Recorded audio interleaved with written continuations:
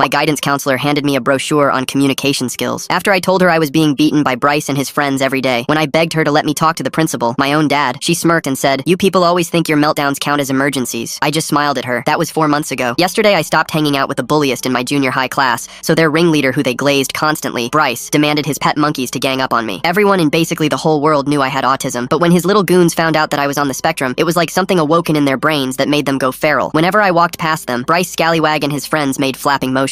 Then it became hiding my noise-canceling Sony headphones in trash cans under everyone's lunch garbage. By January, they were shoving me into lockers and filming my meltdowns to post on the school meme page run by students. The first time it happened, I tried going to the guidance counselor. When I walked in, Mrs. Saratoga barely looked up from her computer. "Can I talk to Principal Williams about Bryce and his friends?" I was then interrupted by her looking up at me with this condescending smile. "I know exactly what you people do. Always thinking that normal teenage interactions count as bullying. Always looking for attention." I swear I thought she was pranking me, but then she handed me a brochure for communication skills and went back to filing her nails. I smiled because I had an ace up my sleeve. Principal Williams was my dad, but her dismissal made me realize something. If the guidance counselor wouldn't believe me without proof, maybe my dad wouldn't either. He was always so careful about showing favoritism at school. That's when I hatched my plan. I started crying more visibly when they pushed me. I ate lunch alone in predictable spots where they could corner me. I accidentally walked down empty hallways when I knew they'd be there. I documented everything in a password-protected folder on my phone. Screenshots of the meme page, blurry recordings when I could manage it. Bryce got bolder. He went from shoving to actual punches. His sister Kayla would hold my arms while he'd practice his boxing moves on my stomach. His best friend Connor liked to dump my backpack in the toilet. They thought I was too scared and weak to tell anyone, but after a few weeks, I finally had enough evidence to tell my dad. That night, I felt like a kid waiting for Christmas morning because I knew my dad would destroy them. I woke up before my alarm and strolled downstairs with a confidence I'd never felt before. My dad was already there, making pancakes with smiley faces like he used to when I was little. I sat down with a huge smile. "Hey kiddo," he exclaimed. "I have something that I've been keeping from you," he said, flipping a pancake. "I'm in the process of retiring and it should kick into place soon. They're making the announcement at school today." My fork stopped halfway to my mouth. He continued, practically bouncing with excitement. "With the retirement package, we can finally afford that Disney cruise you've always wanted. 7 whole days, just our family." I forced myself to smile and squeal about the cruise while my stomach dropped. Without dad as principal, I had no nuclear option. My evidence meant nothing if he couldn't do anything about it. At school that day, I sat in the bathroom trying not to panic. Then I overheard Bryce and his friend talking by the sinks. "My mom's totally going to win the school board election. Her whole platform is about stopping bullying. She even got that news station to interview her." That's when it clicked. Mrs. Scallywag, Bryce's mom, was running for PTA president on an anti-bullying platform. The irony was so perfect I almost laughed. The election was in 3 days. I spent those days being extra pathetic, extra vulnerable. On election day, I waited by the gym after school, knowing they always went there to VP. When Bryce saw me alone, his eyes lit up. "Look who's asking for it," he said, cracking his knuckles. Connor and 2 other guys formed a circle around me. I didn't fight back. Not when Bryce's fist connected with my eye. Not when Connor kicked my ribs. Not when they took turns seeing who could leave the biggest bruise. Instead, curled up and took it with a chaotic excitement pumping through my veins. They left me there when they got bored. I waited 10 minutes before limping towards the auditorium. My face was swelling. My ribs screamed with each breath, but